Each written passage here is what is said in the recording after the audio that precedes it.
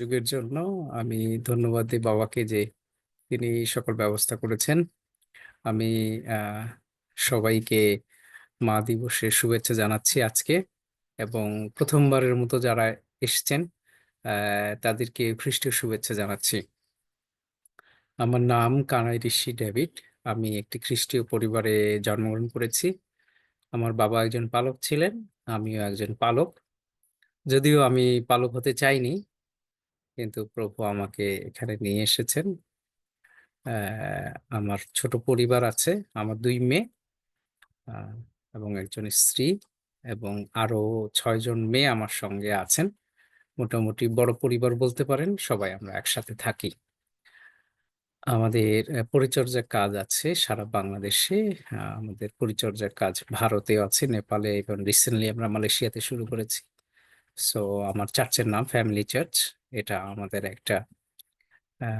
একটা মুভমেন্ট। আমরা চার্চগুলি যেন প্রভুকে প্রচার করি। সো এই আমার ছোট্ট পরিচয়। আমার লেখাপড়া উম, ভারতে, থাইল্যান্ডে এবং ঢাকাতে হয়েছে। এই ছোটখাটো আমার পরিচয়। আহ, আসুন আমরা বাক্যে যাই, যেহেতু অনেক রাত হচ্ছে। আমি ধন্যবাদ জানাই যারা পরিচালনা করছেন, এবং সুন্দর বর্শিপ যারা বিভিন্ন দেশ থেকে সংযুক্ত হয়েছেন। আহ, তাদেরকেও শুভেচ্ছা জানাচ্ছি। আজকে যদিও আহ মোটামুটি মা দিবসের একটা আমেজ চলছে, সাধারণত এখন আমরা নানান উৎসবে আহ, ব্যস্ত থাকি, একটার পর একটা উৎসব আসে। সো যদিও মা দিবস আহ, হয়ে যাচ্ছে বা হচ্ছে, আমি আজকে মা দিবসের বিষয়ে তেমন কিছু বলবো না। কিন্তু প্রভু আমাকে একটা পথ দিয়েছেন। আমি গত রাতে এটা স্টাডি করছিলাম মা দিবসের বিষয়, কিন্তু পবিত্র আত্মা হয়তো বললেন যে you change your sermon. So সাধারণত আমরা কি করি, জুমগুলোতে কেউ প্রচার করি, কেউ শিক্ষা দেই, কেউ ওয়ার্শিপ করি। সাধারণত আমাদের একটা ভুল ধারণা আছে যে আহ, গির্জায় সমস্ত কিছু করা যায়। আহ, এই জন্য বলা হয় সার্ভিস বা সানডে সার্ভিস। কিছুক্ষণ আগে আমি যখন ওয়ার্শিপ হচ্ছিল, আমার মনে হচ্ছিল আমি সার্ভিসে বসে আছি। অনেকের মধ্যে একটা মিসকনসেপ্ট আছে যে কেন এই চার্চের মধ্যে সবসময় প্রচার করে না। অনেকে আবার বলে কেন চার্চে সবসময় ওয়ার্শিপ হয় না, কেন চার্চে ভালো শিক্ষা দেওয়া হয় না। আমি আপনাদেরকে পরিষ্কার বলি, church is a place for worship. এটা এইখানে শুধুমাত্র, হ্যাঁ, মাঝে মাঝে শিক্ষা দিতে পারে, মাঝে মধ্যে প্রচার করতে পারে। প্রথম শর্ত হলো এই জায়গাটা দ্য হার্ট অফ ওয়ার্শিপ, যেটা গিয়া আমরা স্বর্গে করব। এখন অনেকের ক্ষেত্রে মিসকনসেপ্ট আছে, এবং ডিনোমিনেশন অনুযায়ী আলাদা আলাদা চিন্তাধারা আছে। আমাদের পৃথিবীতে যতদিন আমরা আছি, আমাদের একটাই কাজ, সেটা স্বর্গরাজ্যের কাজ। স্বর্গরাজ্যের কাজ কি? দুইটা কাজ। সেটা হচ্ছে সুসমাচার প্রচার করা এবং শিক্ষা দেওয়া। আপনি যাই করেন, আপনি যেই মিনিস্ট্রিতে থাকেন, কেন আপনি করছেন? আপনি প্রভুকে রিপ্রেজেন্ট করছেন। প্রভুকে জানার পরে শুরু হয় আমাদের শিক্ষা। সো এখন যে বিষয়ে আমরা আজকে শিখব সেটি হচ্ছে একটি দারুণ শব্দ। আমরা সবাই জানি, সেটি হচ্ছে অনুশোচনা। এই শিক্ষা আমাদের এখন এই যুগে খুবই প্রয়োজন। অনুশোচনার উপকারিতা কি, কেন আমার অনুশোচনা দরকার, এবং এই অনুশোচনা করে আমার কি লাভ। এখনকার যুগে হচ্ছে লাভ লোকসানের যুগ, আয় ব্যয়ের যুগ। যেখানেই যান আমার কি লাভ হবে। সো আমার এক শাশুড়ি আছেন, মানে প্রত্যেকটা কথার মধ্যে এই কথাটা বলেন। তো এতে এতে লাভ কি হবে? ইনি একজন আদিবাসী মানুষ। তারপরে আমার সাথে কথা বলার সময় বলে, তো বাবা তা এতে লাভ কি? আসুন আজকে আমরা অনুশোচনা সম্পর্কে, কি লাভ, খ্রিস্টীয় জীবনে অনুশোচনার অ্যাডভান্টেজ কি সেই বিষয়ে আমরা শিখব। যদিও আমরা শিখেছি। আমি আহ ছোট্ট একটি পদ পড়ব, সেটি প্রায় 3 অধ্যায় 19 পদ। সেখানে তিনটা বিষয়ে গুরুত্ব দেওয়া আছে। সেটা হচ্ছে আমরা পরিবর্তন হতে পারি, আমাদের পাপ, আমাদের ক্ষমা আমরা নিতে পারি, এবং আমরাও সেই ক্ষমাশীল হতে পারি। অতএব তোমরা মন ফিরাও ও ফিরো, যেন তোমরা তোমাদের পাপ মুছিয়া ফেলা হয়। অতএব তোমরা মন ফিরাও, তারপরে বলছে ফিরো, যেন তোমাদের পাপ মুছিয়া ফেলা হয়। এর মূল কথা হচ্ছে আমরা কেন মন ফিরাবো, কেন আমরা ফিরবো, এবং আসলে আমাদের পাপটা কি। এর মূল উদ্দেশ্য হচ্ছে এটার যে বিষয় সেটি হচ্ছে আমাদের জীবনে অনুশোচনা। আমাদের অ্যাডভেন্টিসটা কি হবে, তাহলে আমার লাভ কি? এর লাভ হচ্ছে 2 বংশাবলী 7 অধ্যায় 14 পদ, সবাই জানি। কিন্তু এর একটা নিগূঢ় তত্ত্ব আছে। আমার প্রজারা যাহাদের উপর আমার নাম কীর্তিত হইয়াছে, এইখানে একটু আমাদের জোর দাও।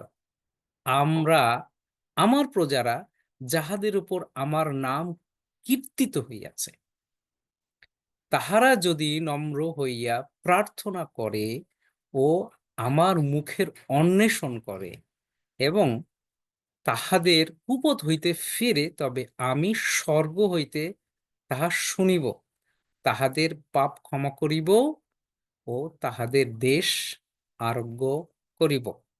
এখানে 3-4টা বিষয় গুরুত্ব আছে। একটা হচ্ছে নাম কীর্তিত হওয়া, এবং নম্র হওয়া, প্রার্থনা করা, এবং মুখের অন্বেষণ করা, এবং কুপথ হইতে ফেরা। এখানে থাউজেন্ড অফ মিস্টেক হইতে পারে, সেটা কুপথ, সেটা আমাদের পাপ, অপরাধ, ব্যভিচার যত ধরনের আছে সেটাই কুপথ। তবে আমি স্বর্গ হইতে তাহা শুনিব, তাহাদের পাপ ক্ষমা করিব ও তাহাদের দেশ আরোগ্য করিব। এখন আপনি বলতে পারেন যে বাংলাদেশের সকল লিডার যদি বিশ্বাসী হইতো, তাহলে এটা আমাদের দেশের জন্য খুব প্রযোজ্য ছিল। এখন প্রশ্ন হলো, প্রথম প্রশ্ন, আমার প্রজারা যাহাদের উপরে আমার নাম কীর্তিত হইয়াছে। কীর্তিত হওয়া হচ্ছে ম্যানিফেস্টেশন, তৈরি করা, খ্রিস্টকে ম্যানিফেস্ট করা। আমাদের দেশে গ্রামে গঞ্জে এক ধরনের বাটি চালা, এক ধরনের মানে জাদুবিদ্যা খেলা হয়, ভর করে। সো ভর করলে কি হয়, তারা কাঁপাকাঁপি শুরু করে এবং অনেক সময় মুখ দিয়ে গোলাপ পড়ে। তার মানে কেউ তার উপর ভর করেছে। So, এই হচ্ছে সে কীর্তিত হওয়া। তার মানে খ্রিস্ট যদি আমার উপর ভর করে, আমার নিয়ন্ত্রণ থাকে না। এখনকার যুগের পরিচর্যাকারীদের খ্রিস্টের নিয়ন্ত্রণ নাই। খ্রিস্ট তাদের উপর ভর করে না, খ্রিস্টারই ভর করে। এই জন্য তারা কি হয়, নম্র হয় না, প্রার্থনাশীল হয় না, এবং ঈশ্বরের মুখের অন্বেষণ করার তাদের দরকার হয় না। এই জন্যই তারা কুপথ থেকে ফেরে না, এবং ঈশ্বরও স্বর্গ থেকে আর তাদের প্রার্থনা শোনেন না, এবং তাদের পাপ ক্ষমা হয় না। কি হয়? দেশ আরোগ্য হয় না। দেশ একটা বিশাল বিষয়, কিন্তু ছোট্ট একটি দেশ আছে, সেটা আপনার পরিবার। কারণ একটা পরিবার একটা দেশকে ইনফ্লুয়েন্স করে। এক একটা পার্টি এক একটা পরিবার উপর ইনফ্লুয়েন্স আছে, বা এই পরিবারের ইনফ্লুয়েন্স একটা পার্টি। সো খ্রিস্টীয় জীবনও কিন্তু তাই। এই জন্য অনুশোচনা খুবই দরকার।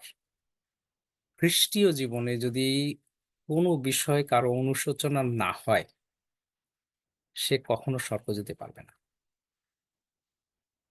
অতএব তোমরা মন ফিরাও ও ফিরো, যেন তোমার পাপ মুছিয়া ফেলা হয়। আমি পরিষ্কারভাবে বলি, পাপ মানে খুব খারাপ কাজ না। কথা দিয়ে কথা না রাখাও কিন্তু পাপ। Very simple. অনেকে মনে করে যে বড় চুরি করা পাপ, কিন্তু ছোট চুরি করা পাপ না। আসলে কিন্তু এটি নয়। এনি কাইন্ডস অফ অকারেন্স, যেটাকে আমরা অন্যায় বলে থাকি, সেটি কিন্তু পাপ। সেটা ছোট হোক আর বড় হোক। এখন বলি, অনুশোচনা আমাদের জীবনে কেন এত গুরুত্বপূর্ণ? আমাদের ব্যক্তিগত সাফল্যের জন্য কিন্তু অনুশোচনা প্রয়োজন। জীবনে যাদের মাইলস্টোন হয়েছে বা স্টোন হওয়ার পরে তাদের জীবনকে প্রতিষ্ঠিত করেছে, তারা সবাই অনুশোচনাকারী ছিলেন। একেবারে শুরু করে, একেবারে আইনস্টাইন থেকে শুরু করে আজকের বিল গেটস পর্যন্ত। দুই ধরনের উন্নতি আমাদের জীবনে হয়, একটা হচ্ছে স্পিরিচুয়াল, আর একটা হচ্ছে ফিনান্সিয়াল। যে ব্যবসায়ী 100% সৎ, সে ব্যবসায় যে কাজ করুক 100% সে সফল হবেই। হয়তো পরিশ্রম সময় লাগবে। এক্ষেত্রে কি হয়, যখন সে সৎ ব্যবসা হয়, তার একটা এনার্জি তৈরি হয়, যেটাকে আমরা এই জগতের পজিটিভ এনার্জি বলি। The positive energy come from God. কারণ সততার একটা শক্তি আছে। আমি সবসময় বাস্তব উদাহরণ দিতে পছন্দ করি। আমি কোরিয়াতে একবার একটা পাস্টর কনফারেন্সে গেলাম, এবং সেখানে কথা বলার সুযোগ হয়েছিল। তো ইমিগ্রেশনে আমাকে আটকায় দিল। তো স্বভাবতই আহ, আমি ভাবছি আমাকে বোধহয় তারা কিছু একটা করবে। পরে আমার পাসপোর্টে এবং আমার যে ইনভাইটেশন, সব থেকে বড় চার্জ, তারা আমাকে ইনভাইট করেছে। তারা আমাকে কি করেছে, আমি তো একটু ভয় পাচ্ছিলাম। প্রথমে একজন রাগ করে আসে আমার আহ, আহ, মানে পাসপোর্টটা নিয়ে আরেকটা জায়গায় রাখলো। তো আমি একটু ভয় পেলাম। তারপরে তবে আমার সৎসাহস আছে, আমার এভরিথিং ওকে, আমার আহ, কোনো ভুল ধরার কোনো কায়দা না, আমি বসে আছি। একটু পরে দেখলাম যে আরেকজন দৌড়ে এসে আমার পাসপোর্ট নিয়ে আমাকে টেনে ধরে, ওদের আরেকটা রুট আছে, ভিআইপি রুট, সেই রুটে নিয়ে গেল। তা আমি তো বুঝি না এটা ভিআইপি। তখন উনি আমাকে বললেন যে you are a pastor, we honour you. আমি খুব অদ্ভুত হয়ে গেলাম, এবং আলাদা গাড়িতে করে আমাকে যারা আমার অপেক্ষা করছিল। আমার কোনো ভয় নাই, এবং ভয় করিনি এই কারণে, I have all my papers is correct. সততার একটা শক্তি আছে এবং একটা সম্মান আছে, যেটা কিনা এখনকার যুগে খুবই খুবই দরকার। আর এই জন্য অনুশোচনা দরকার। এখন আপনাকে আমি বলি, আমি বসে বসে ভাবছিলাম যে আমার ভুলটা কোথায়। আমি কোনো ভুল খুঁজে পাইনি।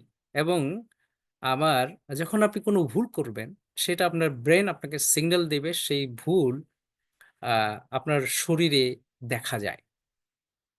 সাধারণত এয়ারপোর্টে এক শ্রেণীর মানুষ থাকে যারা সাইকোলজি বোঝে। আপনি যদি অবৈধ কিছু নিয়ে আসেন, আপনাকে প্রশ্ন করে আপনার আপনার কাছ থেকে বের করে নেওয়া হয়। এবং পৃথিবীতে, সারা পৃথিবী ব্যাপী যত ইউএস এম্বাসি আছে, তারা শুধু মুখ এবং কথা বলে আপনাকে ভিসা দেয়। কেন? অনেক সময় মিস্টেক হয়। দে আর এক্সপেরিয়েন্সড উইথ দ্য অনেস্টি। যে একটা মানুষ কথা বললে তার ঠোঁট কোন দিকে, সত্য কথা বললে কোন দিকে যায়, মিথ্যা বললে কোন দিকে যায়। অনুশোচনা এক প্রকার পাওয়ার। আপনি যদি অন্যায় করে থাকেন, এই অনুশোচনা আপনাকে হেল্প করবে আপনার ফিরে আসার জন্য।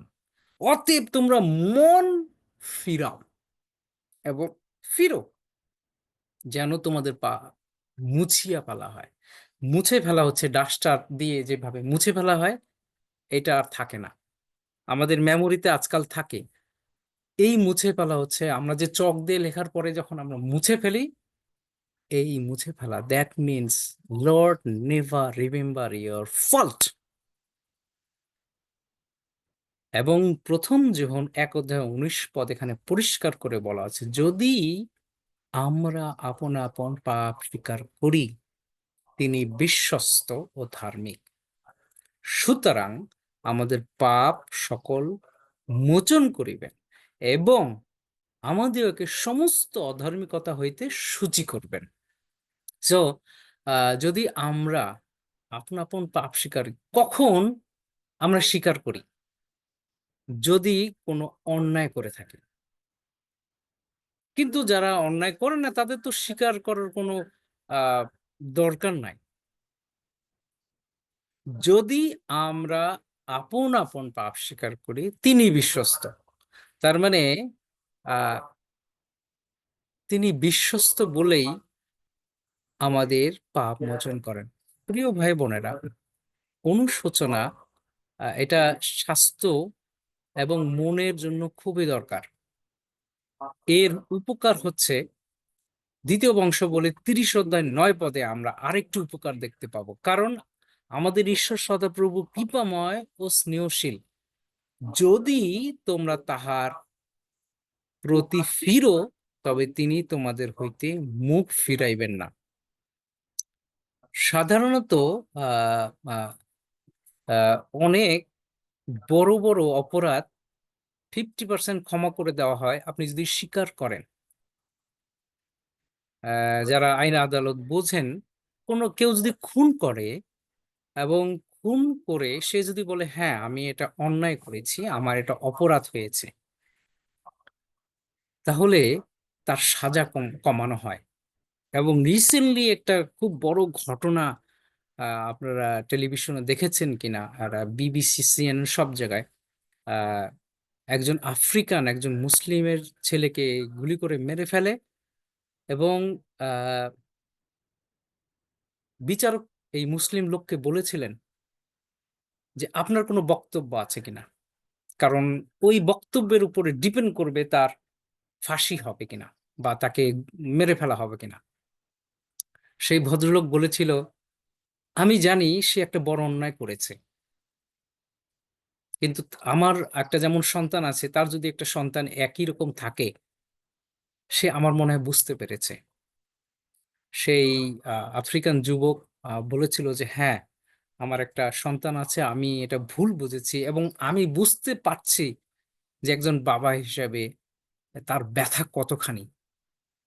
এবং একটা আবেগঘন পরিবেশ সেখানে তৈরি হয় এবং সেই খুনি তার বা ওই বাদীকে জড়িয়ে ধরেন এবং ক্ষমা চান এবং এই অবস্থা দেখে অবাক হয়েছিলেন। আমি একটা কথা বলতে পারি যে ইনি একজন মানুষ, তিনি তার মহা অনুভবতা দেখিয়েছেন। তিনি কিন্তু বলতে পারতেন। এখনকার আমাদের যে বিশ্বাসীরা, এখন তো আমাদের মাথা গরম, আমরা অনুশোচনা করতে ভুলে গেছি। আরে দেন একটা কেস করে দেন, আরে দেন ক্ষতি করে হয়ে হয় হোক। নো, বিশ্বাসীদের সাহায্য করে পবিত্র আত্মা যেন অনুশোচনা হয়। মনে রাখবেন, আপনার যদি কোনো কাজে অনুশোচনা না হয়, তাহলে বুঝবেন পবিত্র আত্মা বা ঈশ্বর আপনার হৃদয়ে কাজ করছে না। এর একটি কারণ হচ্ছে অভ্যাস। সাধারণত মানুষ, আমরা বাঙালিরা ভাত খেয়ে অভ্যস্ত, 3 বেলায় ভাত খায়, অনেকে কিন্তু ভাত খায় না। কিভাবে সম্ভব? আপনার সামনে আহ, আমি আছি, আমি কিন্তু আমাকে যা খেতে দিবেন আমি তা খেয়ে থাকতে পারি। আপনি বছর কা বছর আমাকে ভাত না দেন, অসুবিধা নাই। আমি যখন থাইল্যান্ডে পড়াশোনা করেছি, আমি গত 1.5 বছর আমি আহ, চেষ্টা করেছি, ভাত খাইনি। অন্য আরেকজন ছিল, ইন্ডিয়ানরা ছিল, পাকিস্তানিরা ছিল, তারা আমার সাথে তারা ভাত খেয়েছে, আমি খাইনি। এখন প্রশ্ন করতে পারেন, আমি এটা অভ্যস্ত করেছি কারণ আমি জানি আমাকে মিশনারি হতে হবে একদিন। I said my mind. অনেক ক্ষেত্রে অনুশোচনা না করতে করতে আমরা আমাদের মাইন্ডকে সেট করি অনুশোচনা করার দরকার নাই, কারণ তোমাদের ঈশ্বর সদাপ্রভু কৃপাময় ও স্নেহশীল। যদি তোমরা তাহার প্রতি ফিরো, তবে তিনি তোমাদের হইতে মুখ ফিরাইবেন না। অনুশোচনা একটা অ্যাডভান্টেজ হচ্ছে আমরা আমাদের জীবনকে রক্ষা করতে পারি। এবং অনেক ফল আমাদের জীবনে আমরা নিয়ে আসতে পারি। মথি 3 অধ্যায় 8 পদ। অতএব মন পরিবর্তনের উপযোগী ফলে ফলবান হও। বেশিরভাগ আমি অনেক বাপ্তিস্ম দিয়েছি, শিক্ষা দিয়েছি, কিন্তু অনেকেই না মন ফিরায়নি। কেন মন ফিরাতে বললেন? উনি তো বলতে পারতেন তোমার আচার ব্যবহার পরিবর্তন করো। তিনি তো বলতে পারেন তোমার ব্যবহার ভালো না। এই সব কিছুই আসে আমাদের মন থেকে। অতএব মন পরিবর্তনের উপযোগী ফলে ফলবান হও। মথি 3 অধ্যায় 8 পদ। এখানে 3টি গুরুত্বপূর্ণ বিষয় হচ্ছে আমাদের জীবন পরিবর্তন হয়, আমরা জীবন পাই এবং আমরা ফলবান হই। অতএব মন পরিবর্তনের উপযোগী ফলে ফলবান হও। তাহলে মন পরিবর্তনের আমাদের সাধারণত যে 9টা গুণ আছে, 9টা গুণের মধ্যে এখানে সংযুক্ত আছে, এটা সুন্দর করে ইংলিশ বাইবেলে এক্সপ্লানেশন দেওয়া আছে। এখানে আমরা জানি যে কতগুলি গুণের কথা বলা আছে, কিন্তু হিউম্যান বিং সাধারণত মানব জাতির জন্য আমাদের অনুশোচনা দরকার, এবং অনুশোচনা পারে জাগতিক এবং আত্মিকভাবে আপনাকে লাভবান করতে। এবং 2 পিতর 3 অধ্যায় 9 পদ এই কথা বলছে, প্রভু নিজ প্রতিজ্ঞার বিষয়ে দীর্ঘ সহিষ্ণু নন, যেমন কেহকে দীর্ঘ সুত্রিতা জ্ঞান করে, কিন্তু তোমাদের পক্ষে তিনি দীর্ঘ সহিষ্ণু। কতগুলি লোক যে বিনষ্ট হয় এমন বাসনা তাহার নাই, বরং সকলে যেন মন পরিবর্তন পর্যন্ত পৌঁছাতে পারে, এই তাহার বাসনা। আমরা অনেকেই দেখতেছি চারিপাশে যে অবস্থা, আমরা চাচ্ছি লোকজন সব মরে যাক, হ্যাঁ, পৃথিবী ধ্বংস হয়ে যাক। আপনি কি একাই সুখে থাকতে চান? কেন?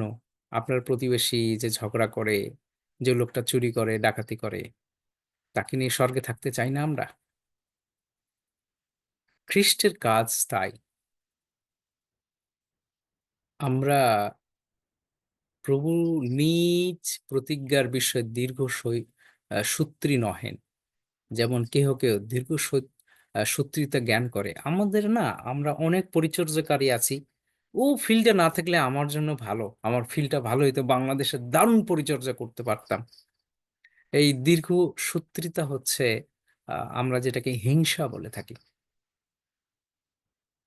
অনেকে আমার প্রতিও হিংসা আছে অনেকের, আমি দেখেছি। ইস ন্যাচারাল। কিন্তু যদি কেউ এ জ্ঞান করে, আমি বলবো, আমিও যদি সেই জ্ঞান আমার মধ্যে থাকে, আমি ঈশ্বরের পক্ষের লোক নয়। কিন্তু তোমাদের পক্ষে যিনি দীর্ঘ সহিষ্ণু, তার মানে এই দীর্ঘ সহিষ্ণুর মানে হচ্ছে অপরাধ সহ্য করে যাওয়া। অনেক সহ্য করছি। হ্যাঁ, আমাদের একজন পালক আছে, সব থেকে বয়স্ক। উনি সব কাজে মিস্টেক করেন, সব। একেবারে কি বলবো আপনাদের, মানে ওনার সব থেকে বেশি প্রবলেম ওই পালকের। কি প্রবলেম? ওনার সময় জ্ঞান নাই। উনি সবার আগে বেতন নিতে চান, সাপোর্ট নিতে চান, এই প্রবলেম সেই মানে গত 10-12 বছর থেকে ওনার শুনতে শুনতে আমার চুল পেকে গেছে। সবারই কমপ্লেন, ওনাকে বের করে দেন। বলে না, উনি আমার বাবার বন্ধু, আমাকে দীর্ঘ সহিষ্ণুতা বা ধৈর্য দরকার। আমি ওনাকে নষ্ট করতে পারি না, কারণ উনি আমার চার্চ থেকে আরেক চার্চে যাবে, গিয়ে আমার নামে বদনাম গাবে নিশ্চিত।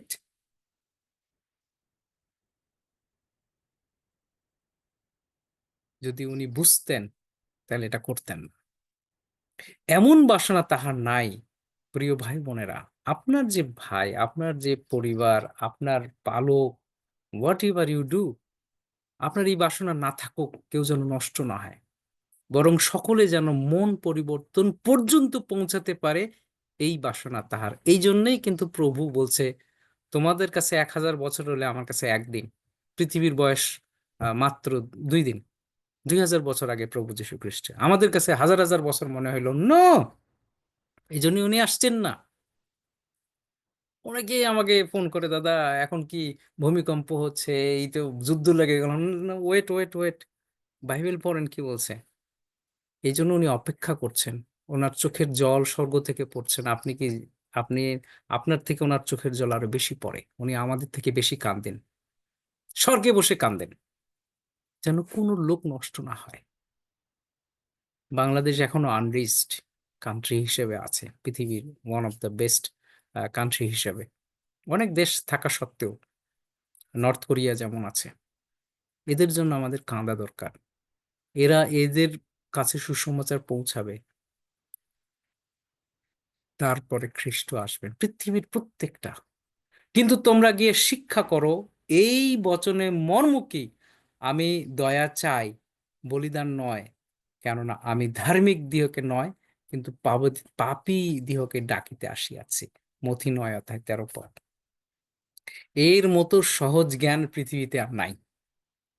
আপনি একবার ভেবে দেখুন, যিশুর প্রত্যেকটা শিষ্য, দুই একজন ছাড়া, সবাই চোর ডাকাত, সবাই ক্রাইমের সাথে জড়িত। Most of the disciple was in crime. তিনি দয়া করেছেন, এই দয়াতে তারা চেঞ্জ হয়েছে। কিন্তু তোমরা গিয়ে শিক্ষা করো, তার মানে এখন আমাদের এই শিক্ষার দরকার। এই শিক্ষাটা কি, এই বচনের মর্ম কি, আসলে তিনি আমাদের কি বুঝাতে চান? প্রিয় ভাই বোনেরা, আমি দয়া চাই, বলিদান নয়। ঈশ্বর এখনো চাইলে আমাদের অনেক ক্ষতি করতে পারেন, কিন্তু তিনি আর এই কষ্ট, বলিদান চান না, কেননা আমি ধার্মিক দিওকে নয়, কিন্তু পাপী দিওকে ডাকিতে আসিয়াছি। এখন আমার প্রশ্ন, ধার্মিককে? পৃথিবীতে একজন ধার্মিক লোক নাই। এই জন্য আমাদের অনুশোচনা দরকার। আমি গৌতম বুদ্ধকে বলতে চাই, আমি পৃথিবীর সকল মানুষকে বলতে চাই, আপনাদের অনুশোচনা দরকার। উনি যদি গাছের নিচে বসে এই অনুশোচনাটা করেছিলেন, এর জন্য সংসার ছেড়ে বের হয়ে গেছিলেন, আপনি যেখানে আছেন সেখান থেকে অনুশোচনা দরকার।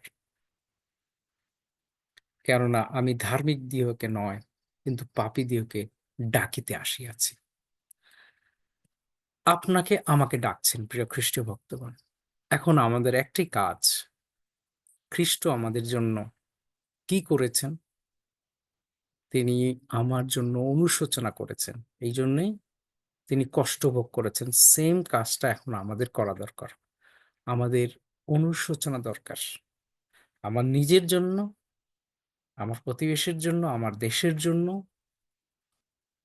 এবং বিশ্বের সকল মানুষের জন্য, যেন তারা কেউ বিনষ্ট না হয়। এই বিনষ্ট না হওয়ার জন্য আমাদের প্রচুর অনুশোচনা দরকার। দ্বিতীয় পিতর 3 আবার বলছি 9 অধ্যায়, প্রভু নিজ প্রতিজ্ঞার বিষয় দীর্ঘ সূত্রী নহেন, যেমন কেহকে দীর্ঘ সত্রিতা জ্ঞান করে, কিন্তু তোমাদের পক্ষে তিনি দীর্ঘ সহিষ্ণু। কতগুলি লোক যেন বিনষ্ট হয়, এমন বাসনা তার নাই, বরং সকলে যেন মন পরিবর্তন পর্যন্ত পৌঁছাইতে পারে, এই তাহার বাসনা।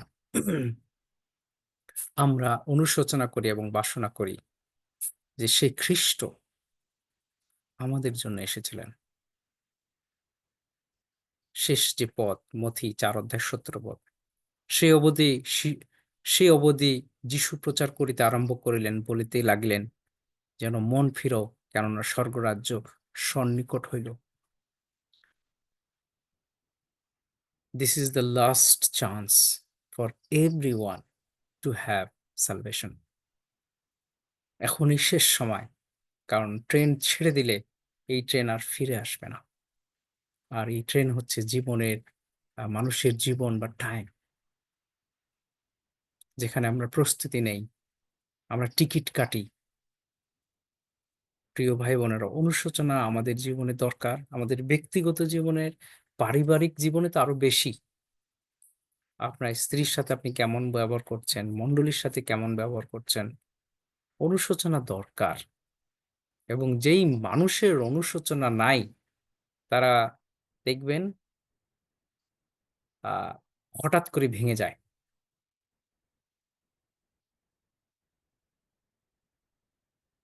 অনুশোচনা জীবনে প্রয়োজন এবং অনুশোচনা একটা ভালো গুণ। অনুশোচনা রিস্টোর করে মানুষকে। অনুশোচনা নতুন করে ভাবতে শেখায়। অনুশোচনা সৃষ্টিশীল মানুষ তৈরি করতে সাহায্য করে। অনুশোচনা আরেকজনকে উৎসাহ দেয় এবং পরিশেষে অনুশোচনা আপনার মনের পরিবর্তন এবং শরীর বর্তন জাগাবে। ঈশ্বর আমাদের প্রত্যেককে আশীর্বাদ করো যেন এই অনুশোচনার যে গুণ সেটি আত্মিকভাবে এবং শারীরিকভাবে কাজে লাগে। আসুন প্রার্থনা করি। বাবা যিশু, তোমার ধন্যবাদ প্রশংসা করি বাক্যের জন্য। আজকে আমাদের মা দিবস ছিল। আমাদের অনেক দায়িত্ব আছে মাদের প্রতি। আমাদের অনুশোচনা দরকার যে আমাদের যে জন্ম হয়েছে যে মায়ের গর্ভে, তার জন্য কি করা উচিত এবং যাদের মা নাই তাদের কি করা উচিত। পিতা, তুমি আশীর্বাদ করো এই বাক্যে যেন আমরা একজনও নষ্ট না হয়। এই নষ্ট না হওয়ার যে অনুশোচনা আমাদের হৃদয়ে দান করো। এই প্রার্থনা মুক্তিদাতা প্রভু যীশু খ্রিস্ট তোমার নামে চাই। Amen. Thank you so much আমাকে এই সুযোগ দেওয়ার জন্য।